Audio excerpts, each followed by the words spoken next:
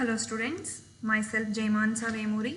In this video, we are going to learn the Unit 5 concepts, PLSQL program creation and cursors. First one, how to create a PLSQL program.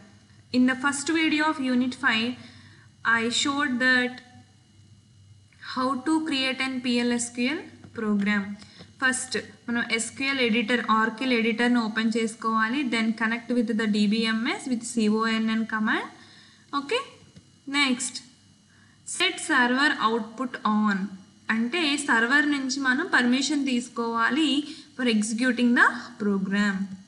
Then write a program which we want to execute and then give the forward slash. Okay.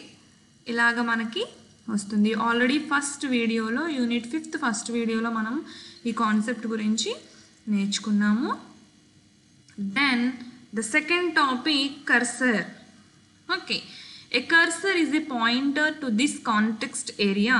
PLSQL controls the context area through a cursor. అంటే first మనం ఒక వేరియబుల్ని మనం initial చేసుకున్నప్పుడు some memory ఏరియాని Oracle అనేది create చేస్తుంది ఒక SQL స్టేట్మెంట్ని ప్రాసెస్ చేయడానికి. అలాగా మనం కర్సర్ అనే దాన్ని యూస్ చేస్తాము. నార్మల్ మన ప్రోగ్రామింగ్ లాంగ్వేజెస్లో మనం యూస్ చేసే పాయింటర్స్ లాగా ఈ కర్సర్స్ అనేవి బిహేవ్ చేస్తాయి. కర్సర్ ఏం చేస్తుంది అంటే it holds 2 or more rows to return by SQL statement. SQL స్టేట్మెంట్తో ఉన్న 2 అంతకన్నా ఎక్కువ రోస్ని ఇది హోల్డ్ చేస్తుంది. Okay, we can name a cursor. మనం ఒక కర్సర్కి నేమ్ పెట్టుకోవచ్చు. దానివల్ల ఏమవుతుంది అంటే ఆ రిఫరెన్స్తో మనం మిగిలిన రోస్ని ఒక SQL స్టేట్మెంట్ నుంచి మనం ఫెచ్ చేసుకోవచ్చు. There are 2 types of cursors, implicit cursor and explicit cursor. First one implicit cursor. యూజువల్గా ఇంప్లిసిట్ కర్సర్స్ అనేవి ఏంటి అంటే మనం ఒక SQL స్టేట్మెంట్ రాసినప్పుడు ఒరాకిల్తో క్రియేట్ చేయబడి ఆటోమేటిక్గా అవి ఎగ్జిక్యూట్ అయిపోతాయి. ఓకేనా. Programmers cannot control the implicit cursors and the information in it. నార్మల్గా ప్రోగ్రామ్ రాసేవాడు ఇంప్లిసిట్ కర్సర్స్ని ఏమీ కంట్రోల్ చేయలేడు. whenever a DML statement issued, an implicit cursor is associated with this statement. మనం ఎప్పుడైతే DML కమాండ్స్ యూస్ చేసుకుని ఒక SQL స్టేట్మెంట్ రాస్తామో అప్పుడు వాటంతట అవే ఇంప్లిసిట్ కర్సర్స్ అనేవి ఎగ్జిక్యూట్ అయిపోతాయి. For insert operations, the cursor holds the data that needs to be inserted. For update and delete operations, the cursor identifies the rows that would be affected. Insert operation చేసినప్పుడు ఏం చేస్తుందంటే cursor అనేది డేటాని hold చేస్తుంది for the insertion. Update కానీ delete కానీ చేసేటప్పుడు ఆ కర్సర్ అనేది ఎన్ని నెంబర్ ఆఫ్ రోస్ని అయితే మనం అప్డేట్ డిలీట్ చేద్దాం అనుకుంటున్నామో వాటిని హోల్డ్ చేస్తుంది.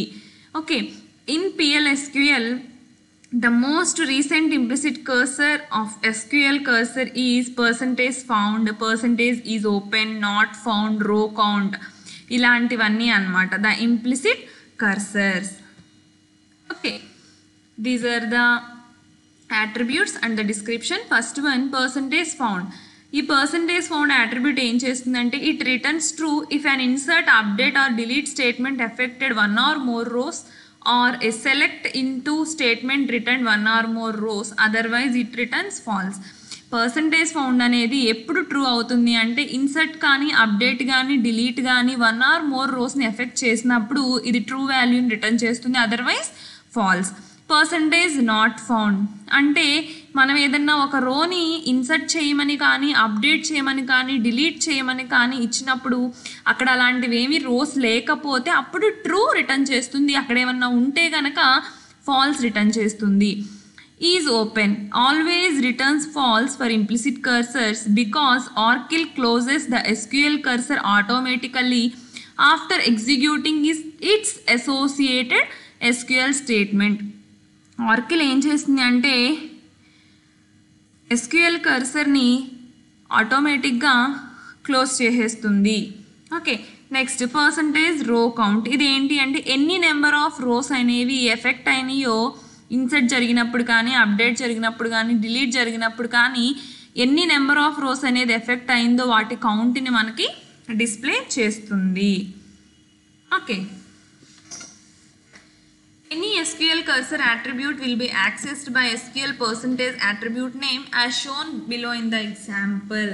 ఓకే, ఎలా అయినా SQL attribute నేమ్తో మనము డిస్ప్లే చేసుకుంటాము. ఓకే, ఫస్ట్ ఇక్కడ కస్టమర్ అనే టేబుల్ ఎగ్జాంపుల్ తీసుకున్నారు. ఓకే, ఈ కస్టమర్ అనే టేబుల్ని మనము ఎలా ఎగ్జిక్యూట్ చేద్దాము అనేది చూద్దాము. ఫస్ట్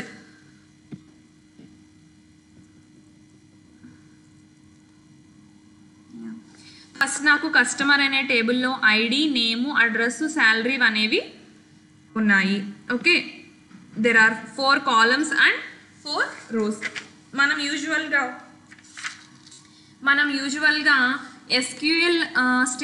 SQL ప్రోగ్రామ్ని PLSQL ప్రోగ్రామ్ని ఎగ్జిక్యూట్ చేయాలి అంటే మనం సెట్ సర్వర్ అవుట్పుట్ ఆన్ అనేది ఇచ్చుకుంటాము. ఓకే, ఇప్పుడు నేను ఇంప్లిసిట్ కర్సర్లో నేను ఎలా చేస్తున్నాను ప్రోగ్రామ్ అనేది లైక్ రో కౌంట్ యూజ్ చేసుకుని నేను చేస్తున్నాను అనమాట. ఇక్కడ నేను కస్టమర్ అనే టేబుల్ తీసుకున్నాను. లైక్ డిక్లరేషన్ సెక్షన్లో నేను ఇక్కడ total_rows అనే ఒక అట్రిబ్యూట్ని క్రియేట్ చేసుకున్నాను with data type number and 2 values. బిగిన్లో update customer table customer set salary equal to salary plus 500. If SQL percentage not found then dbms_output.put_line no customer selected. Else if SQL percentage found then total rows equal to SQL percentage row count, then ఇది print చేయాలి. ఇక్కడ ఏంటి అంటే customers అనే టేబుల్లో salary కాలం ఏదైతే ఉందో దాన్ని 500 మనం పెంచాలి. దానికోసం నేను total_rows అనే ఒక అట్రిబ్యూట్ తీసుకున్నాను.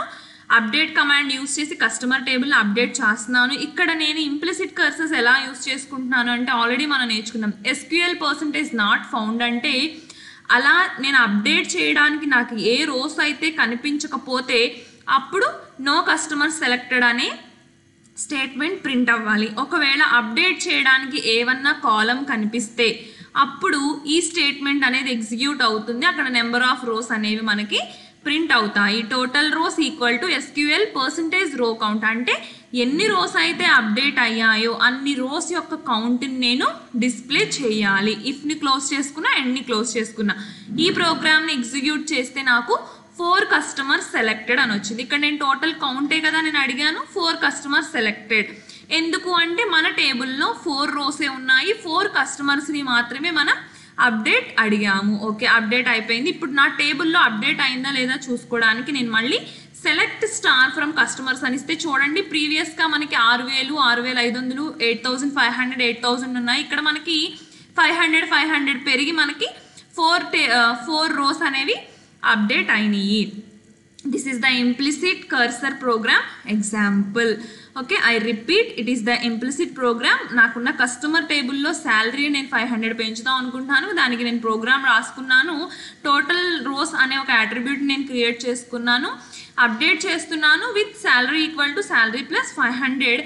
SQL percentage నాట్ ఫౌండ్ అంటే నేను ఏ చేంజ్ అయితే చేద్దాం అనుకుంటున్నానో దానికి సంబంధించిన రోస్ అనేవి లేకపోతే నాకు ఈ స్టేట్మెంట్ అనేది ప్రింట్ అవ్వాలి. అప్డేట్ చేయడానికి ఏమన్నా కనిపిస్తే అప్పుడు ఈ స్టేట్మెంట్ అనేది ఎగ్జిక్యూట్ అయ్యి నాకు కౌంట్ అనేది ప్రింట్ అవ్వాలి. This is the implicit cursor. Okay, this is the implicit cursor program output. Then coming to explicit cursors. Explicit cursor అంటే ప్రోగ్రామ్ డిఫైన్డ్ అనమాట. అంటే మనం ఓన్గా డిఫైన్ చేయగలిగినవి, అంటే ఆ కాంటెక్స్ట్ ఏరియాని ప్రోగ్రామర్ అనేవాడు కంట్రోల్ చేస్తూ ఉంటాడు. ఈ ఎక్స్ప్లిసిట్ కర్సర్ అనేవి ఖచ్చితంగా PLSQL డిక్లరేషన్ సెక్షన్లోనే డిఫైన్ చేయాలి. అంటే ఫస్ట్ మనం డిక్లేర్ బ్లాక్ రాసుకుంటాం కదా, అందులోనే డిఫైన్ చేయాలి. It is a created on select statement which returns more than 1 రో. మన యూజువల్గా మోర్ దాన్ 1 రో మీద మనం ఏదైనా కంట్రోలింగ్ చేయడానికే మనం ఈ కర్సర్స్ని యూజ్ చేస్తాము. లైక్ సింటాక్స్ ఎలా ఉంటుంది అంటే కర్సర్ అనే కీవర్డ్ మనం ఏదైతే కర్సర్ నేమ్ ఇద్దాం అనుకుంటున్నామో cursor name is select statement అనేది మనము రాయాలి. This is the syntax. These are the steps to create cursor. అసలు కర్సర్ అనేది ఎలా క్రియేట్ చేస్తాము అంటే first declaring the cursor for initialising the memory. జనరల్గా డిక్లేర్ చేస్తే ఏమవుతుంది అంటే దానికి తగ్గ మెమరీని మనం ఇనిషియలైజ్ చేసుకుంటున్నాము. Opening the cursor for allocating the memory. కర్సర్ని ఓపెన్ చేస్తాము, ఎందుకు అంటే మెమరీని అలొకేట్ చేసుకోవడానికి. ఫెచ్చింగ్ ద కర్సర్ని ఫెచ్చింగ్ చేసుకుంటాము ఫర్ రిట్రీవింగ్ ద డేటా. లాస్ట్లో క్లోజ్ చేస్తాము for reallocated the memory. Okay, first మనం డిక్లేర్ చేసుకుంటాము the syntax for declaring a cursor. Cursor name is select statement. This is the declaration. Cursor అనే keyword రాస్తాము, మనము cursor name ఇస్తాము, next is అనే keyword use చేస్తాము, select statement రాసుకుంటాము. This is the declaration. Okay, example is this. And then opening the cursor, సింపుల్గా open అనే keyword use చేసి మన cursor name రాసుకుంటాము. ఫెచ్చింగ్కి fetch cursor name into మనం ఎక్కడైతే మనం ఎలోకేట్ చేద్దాం అనుకుంటున్నామో ఆ అట్రిబ్యూట్ నేమ్స్ రాసుకుంటాము. క్లోజ్ చేయడానికి మనము క్లోజ్ యూజ్ చేసుకుంటాము. I will show it in the program. Okay,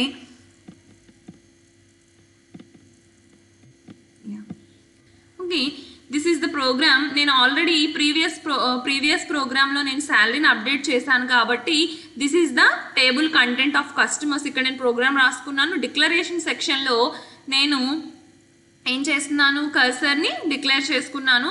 CID customers dot ID percentage type అంటే మనం ఎందుకని చెప్పుకున్నాము అంటే ఆల్రెడీ ప్రీవియస్గా నేను చెప్పాను, పర్సంటేజ్ టైప్ అని ఇస్తే ఈ ఐడికి ఏదైతే డేటా టైప్ ఉంటుందో దాన్ని మనం కొత్తగా డిఫైన్ చేసుకున్న అట్రిబ్యూట్కి కూడా సేమ్ డేటా టైప్ అనేది మనకి వర్తిస్తుంది. ఇప్పుడు ఐడిని నేను యూజువల్గా నెంబర్ తీసుకుంటాను, సో సిఐడికి కూడా నెంబర్ డేటా టైప్ అనేది ఉంటుంది. నేమ్కి varchar తీసుకుంటాను, ఈ C_ నేమ్ అనే అట్రిబ్యూట్కి కూడా అదే డేటా టైప్ వస్తుంది. పర్సంటేజ్ టైప్ అంటే మనం ఆల్రెడీ డిఫైన్ చేసుకున్న అట్రిబ్యూట్ యొక్క డేటా టైప్ ఏదైతే ఉంటుందో అది ఇప్పుడు మనం కొత్తగా డిఫైన్ చేసుకునే వాటికి కూడా ఉంటుంది. నెక్స్ట్ కర్సర్ అనే కీవర్డ్ రాసి ఇక్కడ నేను కర్సర్ని డిక్లేర్ చేస్తున్నాను. కర్సర్ C_customers అనే కర్సర్ని is keyword and select statement. నాకు ఏం కావాలి అంటే కస్టమర్స్ అనే టేబుల్లో ఐడి, నేము, అడ్రస్ అనే వాటిని నేను డిక్లేర్ చేసుకుంటున్నాను. న్యూ